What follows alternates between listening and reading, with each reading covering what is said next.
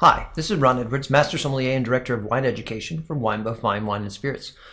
This is a tasting for Jaine Sauvignon Blanc 2021 from Evergreen Vineyard, which is in Ancient Lakes AVA of Columbia Valley. That's in the northern reaches of Columbia Valley. You have elevation, you have 47 degrees of north latitude, and you have this remarkable vineyard that's blessed with competing soil types. Basalt, volcanic origin soils with the acidic base, and caliche, which is a calcium carbonate hardpan, which then makes the soils alkaline. So even in that one large vineyard, you get to go from one style of soil to a next and have those competing properties for your viticulture.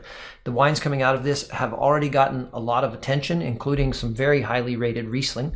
And this Sauvignon Blanc is aiming at that European-centric weight. It's 12.6% alcohol, and it has that tartness that you want to get out of Sauvignon Blanc. Let's find out what it smells like.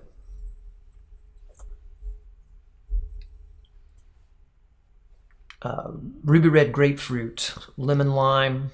There's this mango meets passion fruit aroma profile. Red apple. There's lemongrass, and a little bit of green fig in the nose. The time on yeast cells in the stainless steel tank, this wine does not see oak, has lent it a little bit of a bread dough yeasty aroma profile that is really charming in there with the fruit. Adds a little bit of other thing to smell.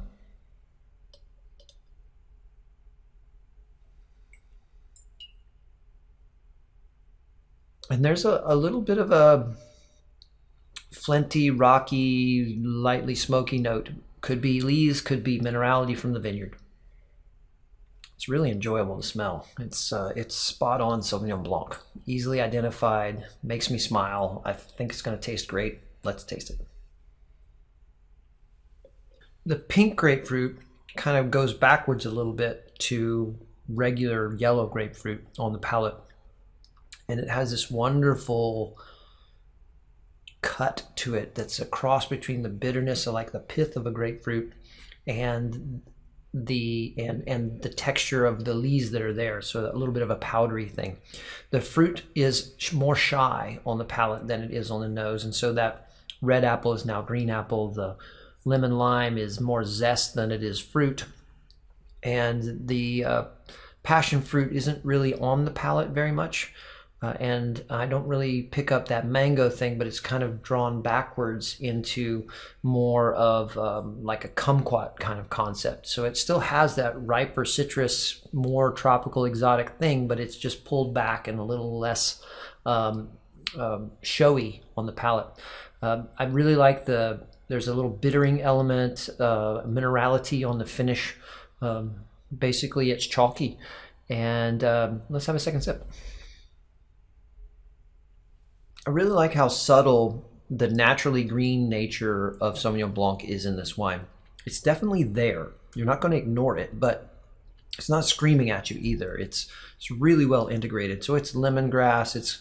It's like somebody's cutting bell pepper on the other side of the kitchen, and you can just sort of get the essence of it from across the room. And it all comes together in a really refreshing, elegant package. So if you haven't really delved into West Coast US Sauvignon Blanc because you really wanted something lighter than what you've had in the past, this is a great option for you to try because this is much more European Sancerre kind of feel as far as the texture and weight is concerned, but it still has a lot of that comfortable New World style fruit on it. And so definitely want to go out and find a bottle of Jaine Evergreen Vineyard Sauvignon Blanc 2021. I'm loving it. I think you will too.